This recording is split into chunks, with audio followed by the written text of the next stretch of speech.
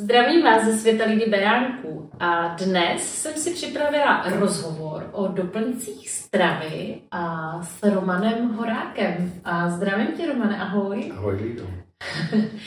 A já jsem teď spustila školení umění trichologie 1 a velmi vás zaujalo téma doplňky stravy.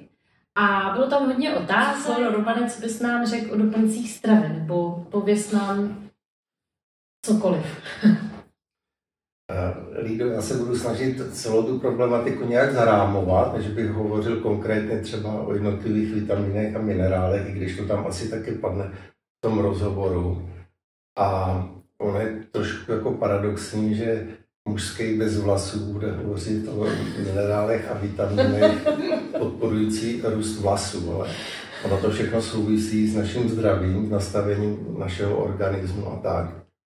A já jsem vystudoval biologii, takže tyhle věci mě zajímají a poté, co moje žena se začala věnovat nějakým způsobem trichologii, tak jsem se začal o to propojení vlastně vlasů, vlasové pokožky, minerálů, vitamínů a vlastně takového celostního pohledu na zdraví zajímat trošku víc. Ani ne možná kvůli sobě, ale víc možná kvůli své ženy, abych jí připravil nějaké podklady a mohla vlastně do té problematiky víc vidět, protože trichologie, jak víme, je poměrně nový obor, který se ještě jakoby koncipuje a tak jsem se prostě snažil trošku přispět jakoby téhle problematice. No, já bych začal asi úplně jinak, protože vím, že většinu sledujících bude trápit ta záležitost, který přípravky si mají koupit, co je nejúčinnější, po čem nejrychleji rostou vlasy, aby byly silný, pevný a tak dále. A já bych začal od lesa trošičku jinak. Vždycky to, jak se cítíme, jak vypadáme, jak fungujeme, je odraz nějakého zdraví a je to odraz celého organismu.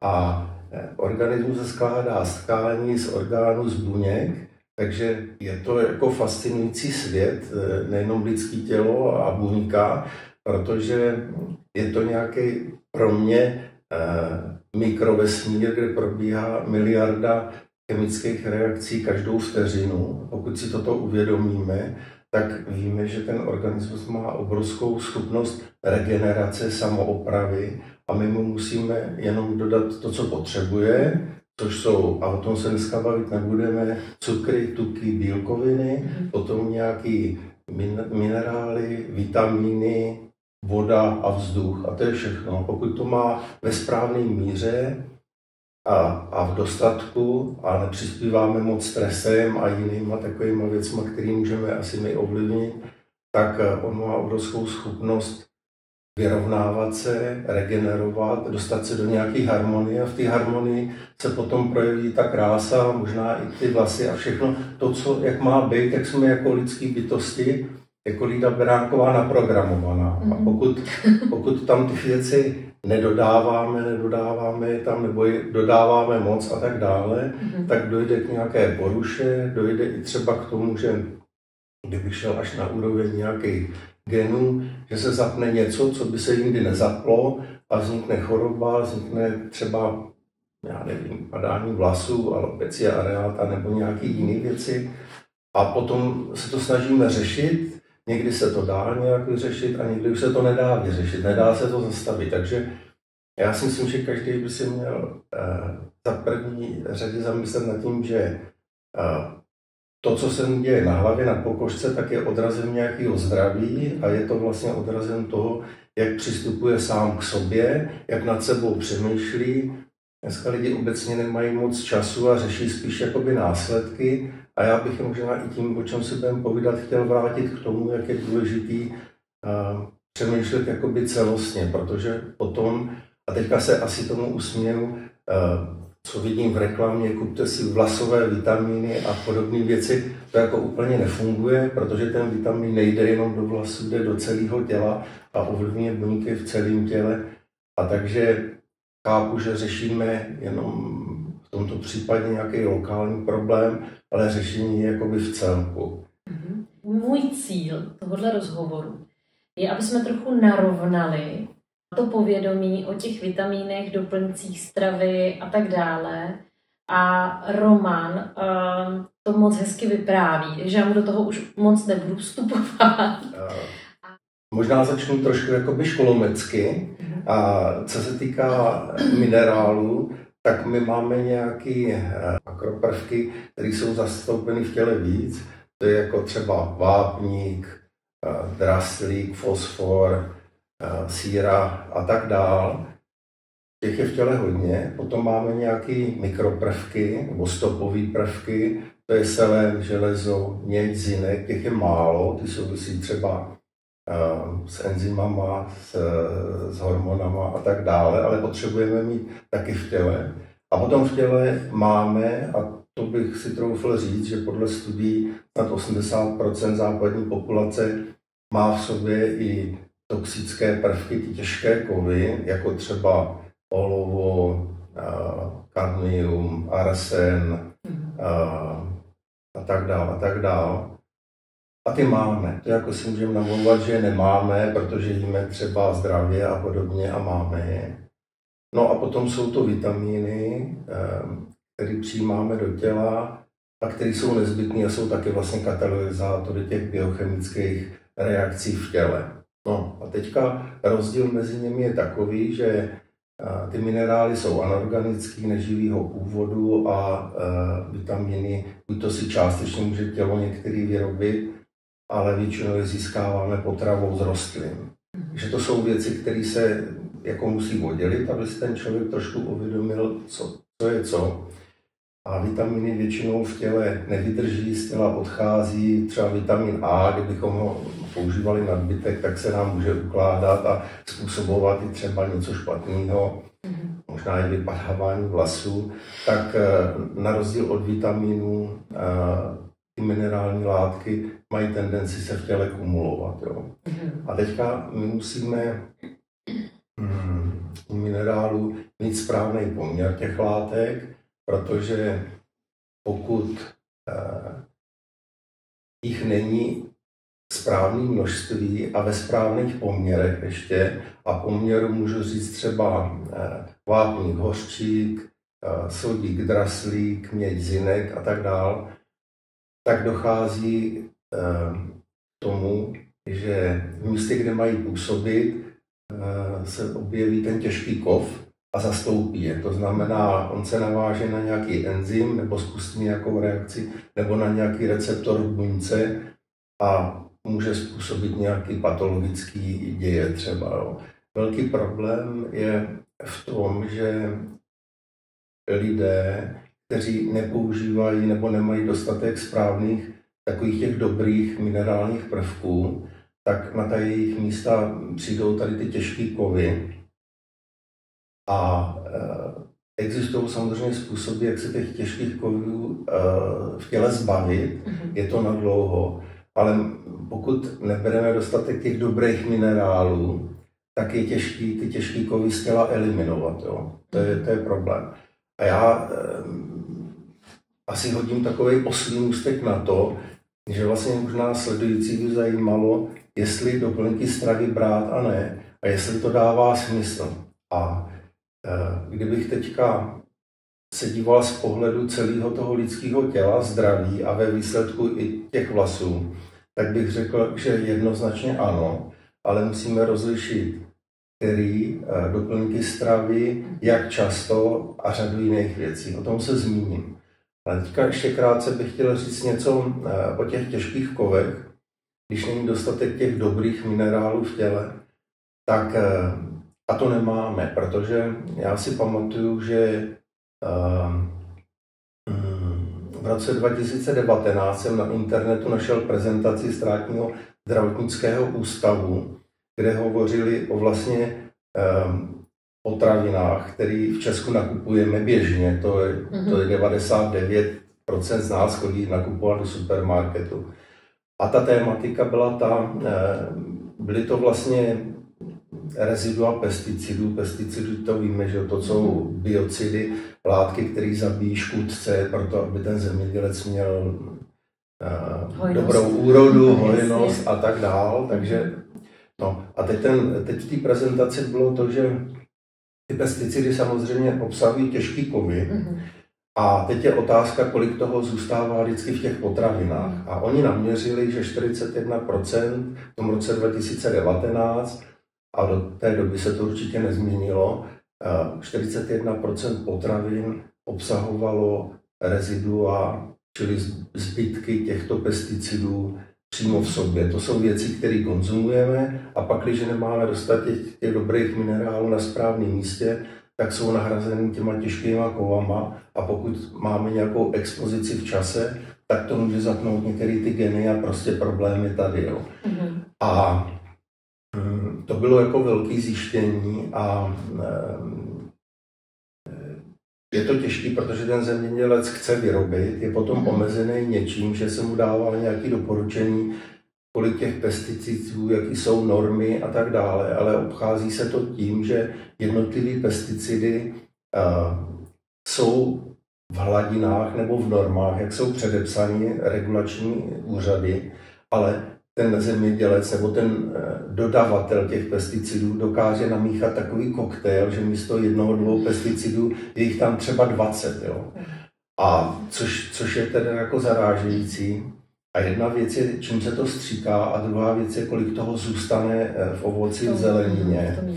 A kdybych třeba řekl konkrétní příklad, což mě šokovalo svým způsobem, tak to byly hrozny a jahody, to, co mají nejradši děti, naše děti, tak tam ty normy byly překračovány asi nejvíc, jo, jako obrovským způsobem. A teďka můžeme přemýšlet o důsledcích na ten mladý organismus a tak dále, jo. Tak to tě přeruším, mě vždycky po jahodách kupovaných a po hroznovém víně kupovaným fakt špatně. A nikdy jsem to nechápala, tak tady možná odpověď. Takže... Tady je možná odpověď, ale my se toho jakoby nezbavíme, protože ty zdroje máme stejný.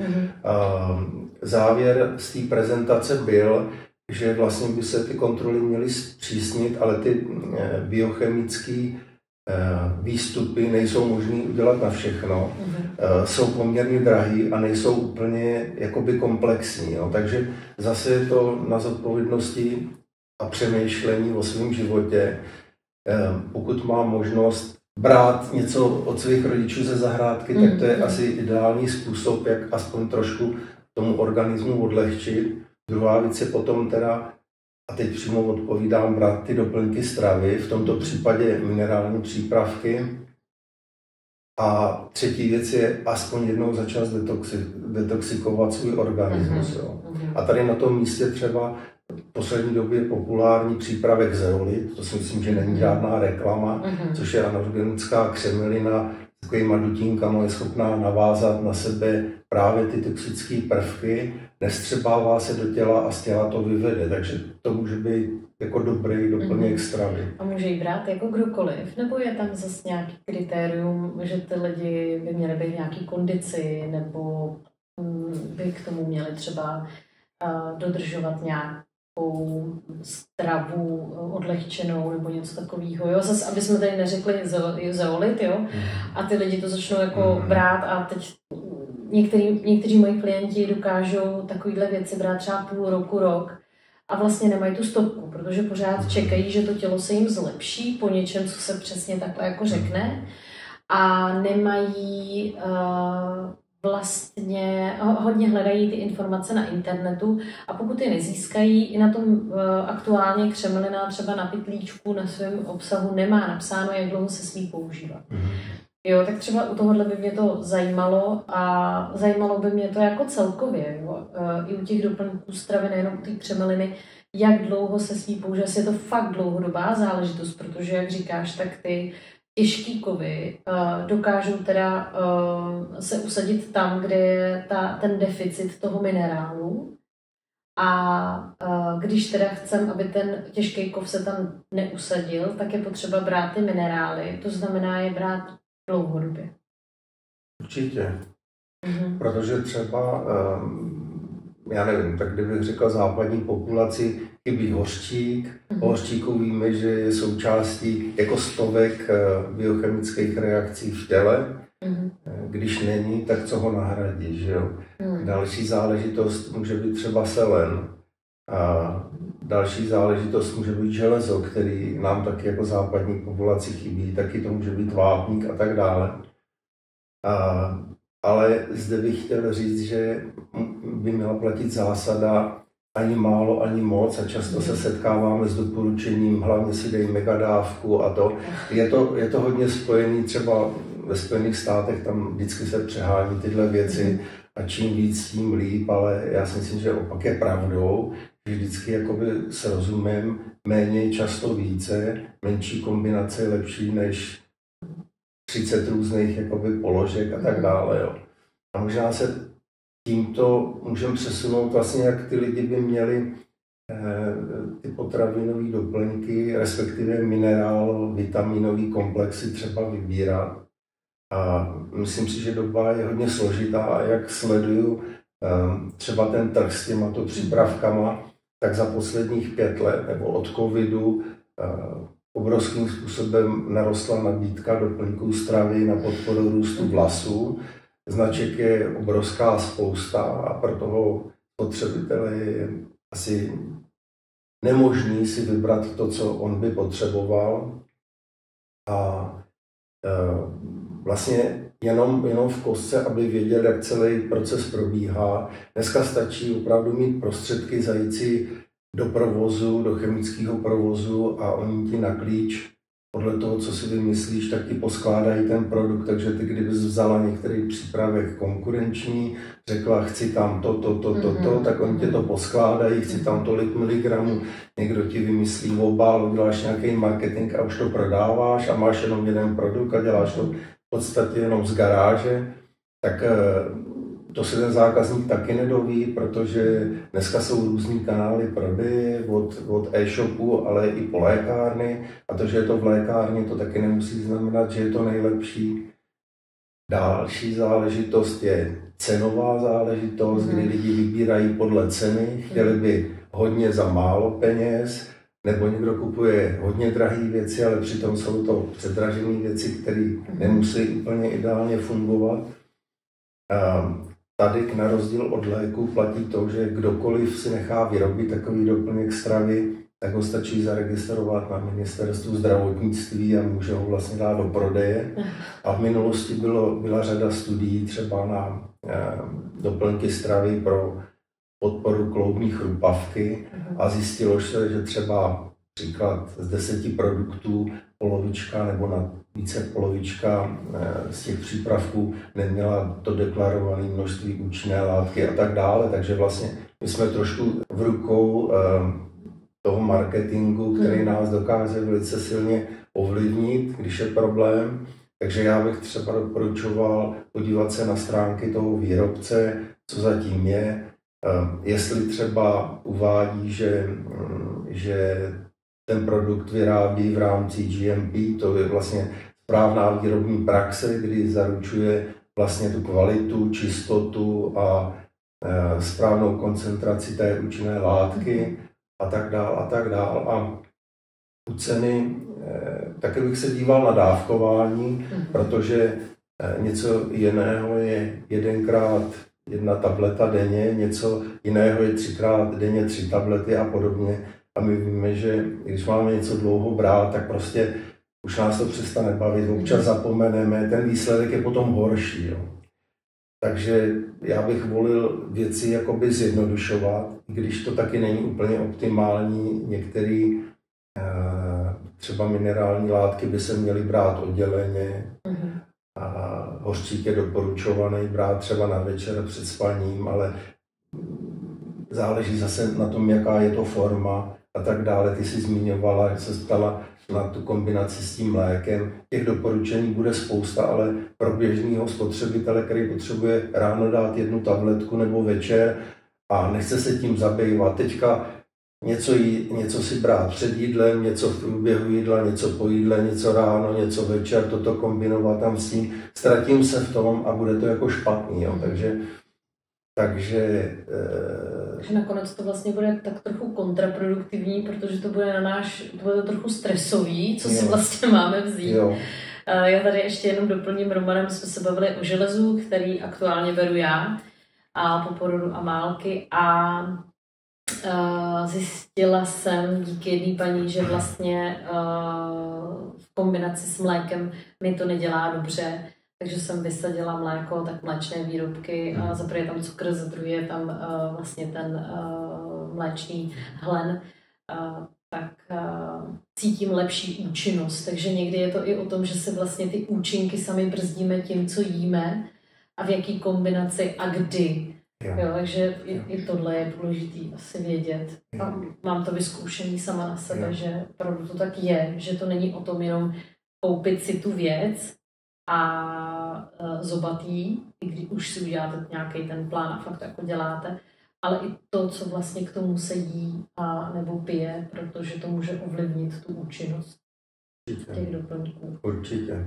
No a vlastně při tom výběru já si myslím, že člověk by měl přistupovat s rozmyslem, měl by si některé informace jakoby nastudovat a nejenom slepě důvěřovat. Pokud se zeptám v lékárně, tam asi dostanu fundovanou odpověď. Nejenom čerpat ze stránek toho třeba, kdo to prodává. A kdybychom se podívali a trošku se v tom vyznali, tak zjistíme, že různé formy těch minerálů se různě jakoby vstřebávají v tom těle. Říká se tomu biologická dostupnost, to znamená, když budu mít 100 mg něčeho, když ten přípravek bude v těle špatně biologicky dostupný, tak se z něho vstřebá třeba jenom 5%. A potom jsou látky, jako třeba, říká se tomu třeba v kombinaci chelatované, třeba forma bisglicinátu, nebo kdybychom se drželi hořčíku, tak to může být třeba citrát, může to být bisglicinát, nebo to může být treonát. Je to forma hořčíku, která je navázaná třeba na aminokyselinu nebo na nějakou kyselinu jablečnou nebo něco. A tam ta vstřebatelnost a využitelnost organismem je třeba 80%. Takže vlastně, když si něco koupím za stejný peníz, tak něco tělo využije hodně a něco využije velice málo. Jo. Tak pokud o tom mám nějaký povědomí, tak bych se měl ptát nebo si přečíst, jaká ta forma tam je. A je třeba známo, že třeba v případě toho hořčíku ta forma jako oxid hořečnatý je ta nejlevnější forma, ale ta se třeba vstřebává minimálně, jo, je to složitý. Kdybychom zabíhali do větších detailů, tak si myslím, že sledující by se v tom ztratili, protože je to těžký, ale říkám, máme lékárníka a když jde o zdraví, tak by se o tom měl každý zajímat trošku víc do hloubky a je to tak trošku na nás. No. Takže nebejt úplně slepě, nejít prostě pro určitou věc, ale opravdu si o tom dostatečně zjistit a nejenom, neměla by nás asi uspokojit jedna informace na internetu, ale víc to asi provětrat, aby jsme věděli. Jak vlastně zjistí, že potřebuje ten doplněk stravy? Jak by to měl zjistit? On to zjistí nějakým projevu, jo? Jakože máme koutky, lámou se nám nechty, nebo je nějaký problém, tak potom hledáme, čím bychom to mohli zaplnit vlastně a vyřešit, ale já bych řekl, že bychom měli hodně dělat jakoby v prevenci, to znamená už při tom stravování, přemýšlet, jakoby, co jíme, jaký je ten zdroj a průběžně ty minerálně vitaminové doplňky stravy brát. A já třeba jsem zastáncem toho brát to v kůrách, nebrat to v kuse, že mám pocit, že to tělo si jakoby přivykne. Takže já bych doporučoval klasicky podzim, jaro, kdy to tělo je nejvíc oslabený, tak prostě vždycky tomu dát tu 3měsíční kůru. To tělo to přijme v pohodě, přes léto máme hodně zeleniny, hodně ovoce, tak tam to můžeme třeba dokompenzovat nějak, aspoň co se týká vitaminů. A prostě brát jakoby komplex. Myslím, můžeme si říct třeba, co by ten komplex měl aspoň v základu obsahovat, tak určitě ty věci, které potřebují všichni.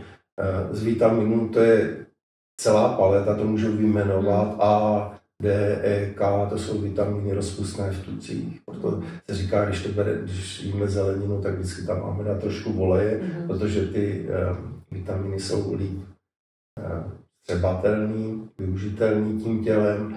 potom je to vitamin C. Ono i těch vitaminů je totiž v tom ovoci a v zelenině poměrně málo. Na to taky existují studie někdy z 80. let minulého století, kdy vlastně synonym pro vitamin C byl citron nebo pomeranč. Tam se taky jako o desítky procent obsah citronu snížil.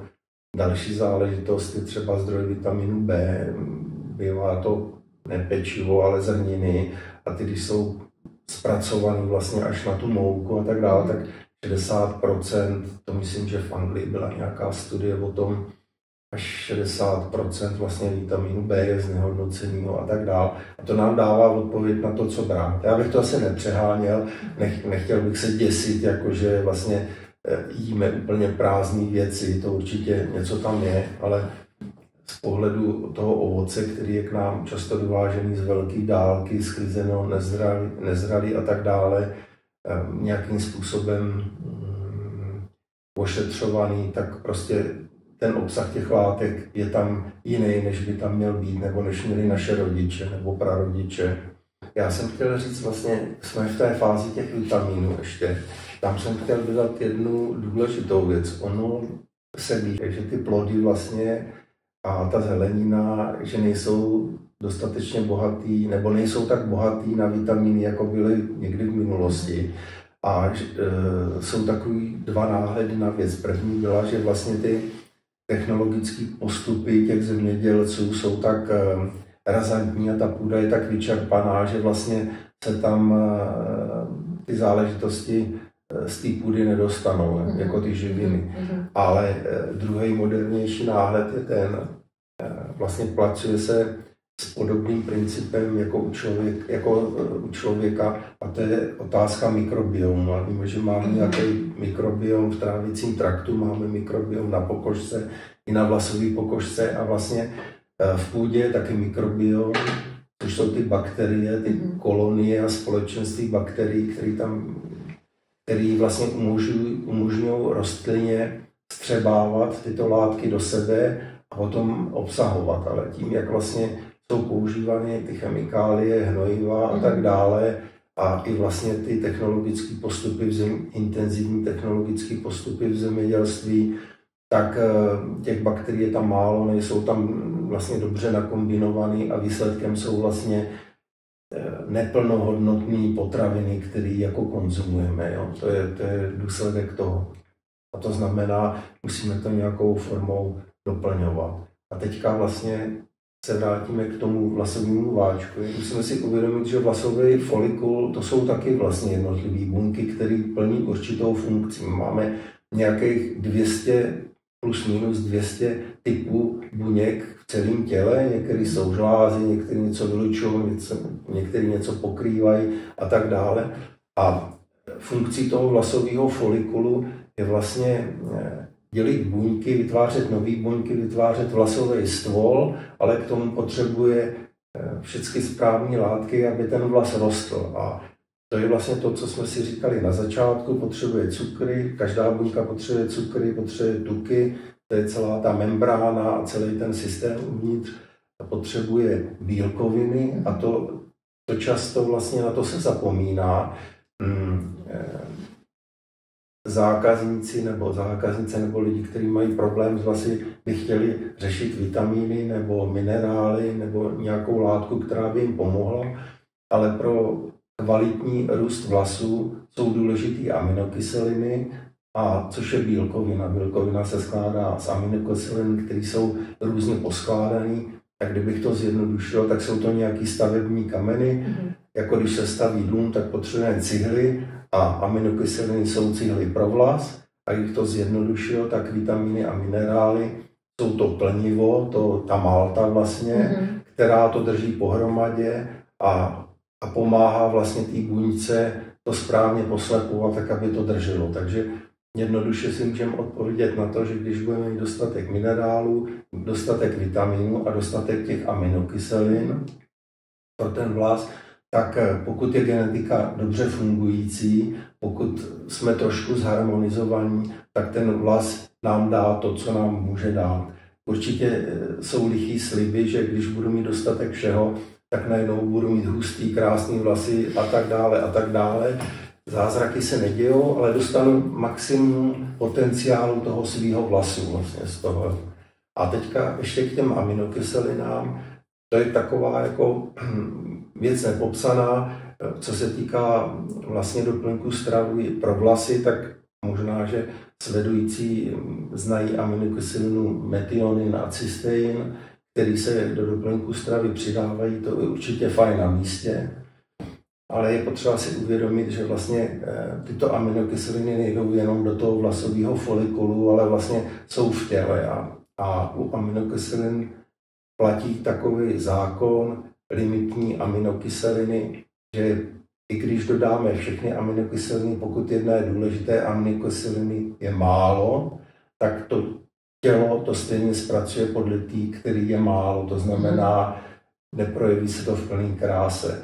A u růstu vlasů je limitní kyselina cystein, ta může být vyrobena jakoby z metioninu, ale na to potřebujeme další aminokyselinu serin, který je taky málo, je třeba v tvarohu a dalších pomocných jakoby látek, a když tam nejsou, tak vlastně to celé neproběhne, a když je serinu málo, tak ho použije třeba srdce nebo některý jiný orgán přednostně, protože vlasy jsou jako zbytková záležitost, a když je tělo vyčerpaný a nemocný, tak se vlasy jako zbytné záležitosti za prvý tam dává nejméně těch věcí, které potřebují pro svůj růst, a za druhý se jich zbavuje třeba. Jo. Jsem ráda, že tohle říkáš, protože to se snažím vždycky vysvětlovat klientům, že vlastně vlasy jsou vlastně jako druhotná záležitost toho těla, že nejdůležitější je, aby nám dobře fungovalo srdce, ledviny, plíce a tak dále, protože i mozek, díky tomu žijem, a vlasy vlastně jako skvělý, že je máme, už to vypadá, že přežil, ale nikdo. ale je to tak, že když to tělo potřebuje někde jinde, veme se to někam jinam. Díky za to, že to říkáš, protože to je hodně důležitá informace. Je. A ještě bych takovou oklikou se vrátil k jedné důležité věci, že byť budeme mít dostatek minerálu a vitamínů, tak záleží na tom, v jakém stavu je naše střevo, protože tam se většina věcí vstřebává, rozkládá a střebává, a potom krví se dopravuje na to správné místo, kde má být. A můžete si načíslet, co jsou propustnosti střev a tak dál a tak dál. A to jsou problémy, takže když budete mít všeho hojno, pokud vám nebude fungovat tento systém gastrointestinální nebo trávící, tak se pravděpodobně do těch cílových tkání, orgánů a buněk nedostane to, co by se tam mělo dostat. Takže vracím se k tomu, že tahle problematika je o celostním pohledu na člověka, na zdraví a na každou buňku. A když tomu takhle přistoupíme, tak si můžeme hodně pomoct. Jo. A ještě mi chodí takhle jako klienti a ptají se, nebo respektive přinesou mi často papír a tam mi říkají, hele, byla jsem u lékaře, on mi vzal krev a vlastně zjistili nedostatek různých vitamínů nebo minerálů. A čeho se vlastně jako ten člověk má chytat? Toho, co mu ten doktor řekne? A nebo opravdu na tom svém pocitu, nebo jít někam, jako já jsem teď předtím, než jsme začali natáčet, jsem vyprávěla, že jsem byla právě u jedné terapeutky, která mi dala do rukou tady ten přístroj, který mě změřil. Nějaký. Aha, ano. A co je jako správně, protože spousta lidí chce vědět, ale vlastně tím, že žijou víc venku, ne u sebe, jako málo kdo, když mu není dobře, tak si řekne, teď mi chybí asi vitamin C, nebo mi chybí vitamin C, nebo to magnézium. Jo, nemáme tu sebereflexi. V této době ty lidi vlastně strašně málo, a brzy mě, že to tak říkám, ale je to tak, že velmi málo lidí má tu sebereflexi, že by si řeklo, hele, jsem fakt unavený, mutá se mi hlava, potřebuji železo, magnézium, selen, cokoliv, jo.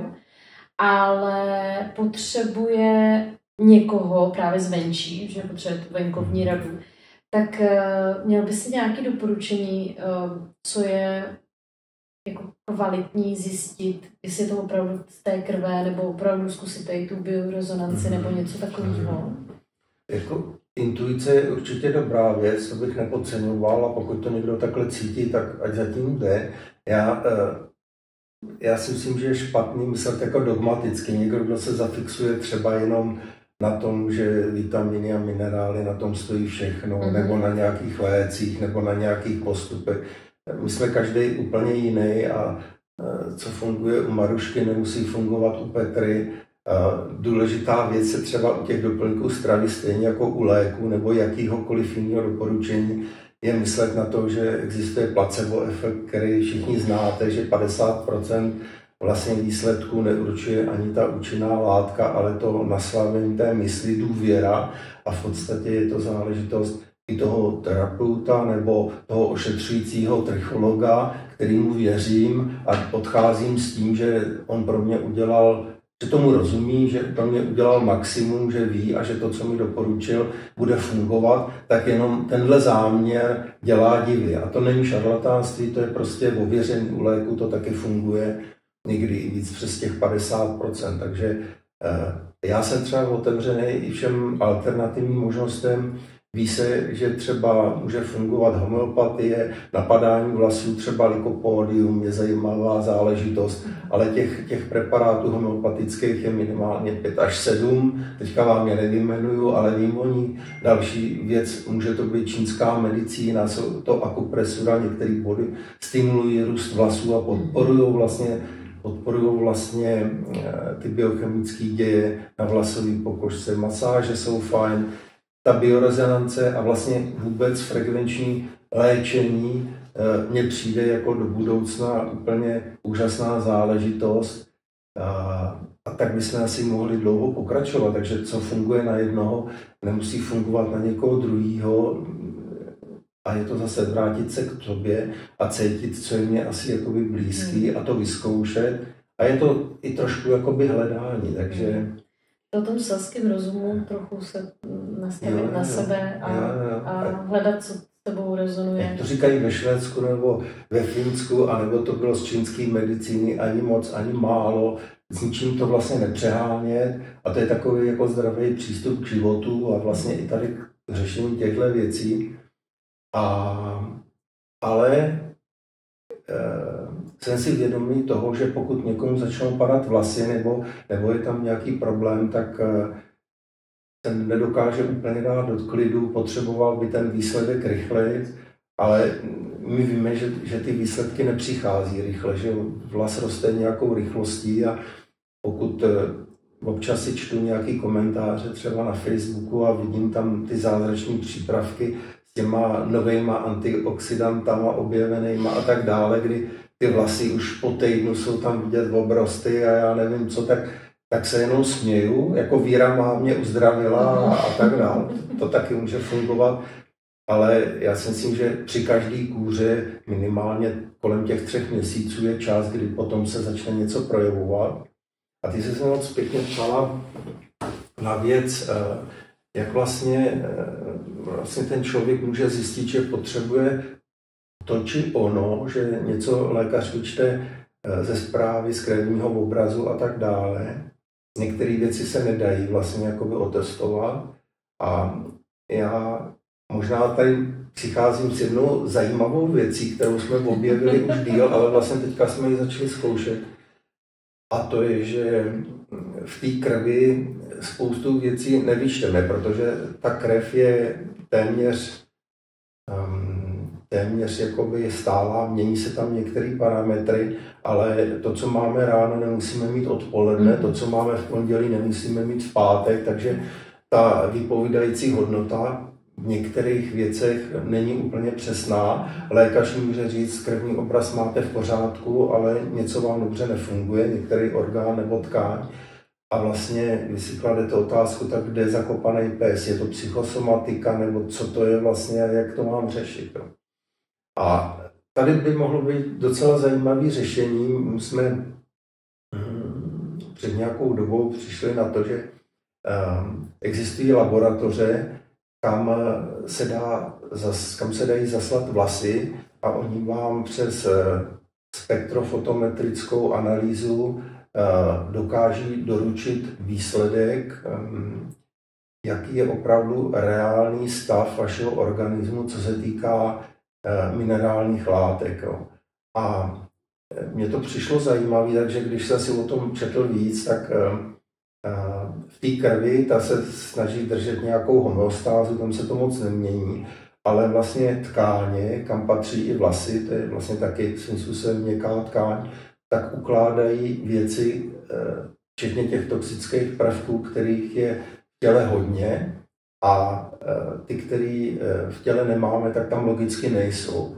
A výhoda je v tom, že ten vlas se nemění jako ta krev a on nám poskytuje nějakou historickou výpověď, třeba za půl roku, co v našem těle, stravě převažovalo, tak to je uloženo jako informace vlastně v tom vlasu.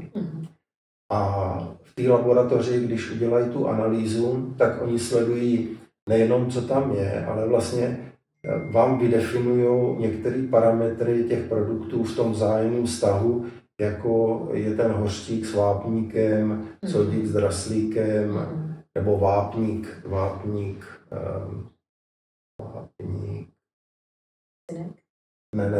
zinek s mědí.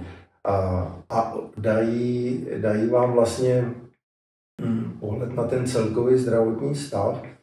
A ideálně, pokud je ten výstup navázaný na odborníka, který tom umí číst a může vám dát doporučení, což bude zpravidla lékař nebo dietolog, někdo, kdo se tím zaobírá do hloubky. A tyhle specialisté, oni můžou číst vlastně určitý trendy toho organismu, včetně nemoci, která se ještě neprojevila, ale tou deficiencí toho prvku se může v čase projevit. Takže vás můžou na to upozornit. Určitě mají přípravky, který spíš jako monokomponentní záležitost jedné věci než komplexu, jakože komplex vitamínů a minerálů, tak vám doporučí třeba jenom ten hořčík. A tak vám můžou pomoct a myslím si, že je to tam spojený i s metabolickým typem. A my vlastně jsme se k jedné takové laboratoři dostali teďka. Poslali jsme tam z naší rodiny první vlasy a čekáme vlastně na výsledky a na ten výstup. A pak, když to bude zajímavé, tak se s vámi rádi rozdělíme o nějakou první zkušenost. A to si myslím, že je další taková možnost pro ty, kteří opravdu mají problém nebo se chtějí víc starat o svý zdraví a chtějí vědět něco pro takovou tu primární prevenci a nečekat, až něco jako se vyvrbí. No. Tak jo, Romane, to bylo úplně maximální. Maximální, ne? To bylo určitě také, no. Myslím, že ty tady řekl krásné věci. Za mě velmi zajímavý, doufám, že pro kadeřníky, trichology, protože k nám chodí ty klienti, mají ty otázky ohledně doplňků stravy a vy samozřejmě máte ty otazníky taky ohledně doplňků stravy a tak věřím, že jsme některé zodpověděli a já doufám, že vždycky najdeme ten správný doplněk stravy, nejlépe intuitivně. Kývadlo. No, ano, bude si kývat. To je na každém, jak si to zjistí. A já, Romane, ještě jednou moc děkuju a chtěla bych všem i tobě popřát šťastný nový rok a hlavně, ať ho žijeme ve zdraví a plnohodnotně a budeme se zase někdy těšit nějakého videa. Kdybyste měli nějaké otázky, určitě Roman moc rád zodpoví, já se s ním spojím a není problém povědět, takže klidně pište do komentáře. Tak jo? Tak jo, děkuju za příjemné setkání. Tak jo, moc. Ahoj. Mějte se hezky, ahoj.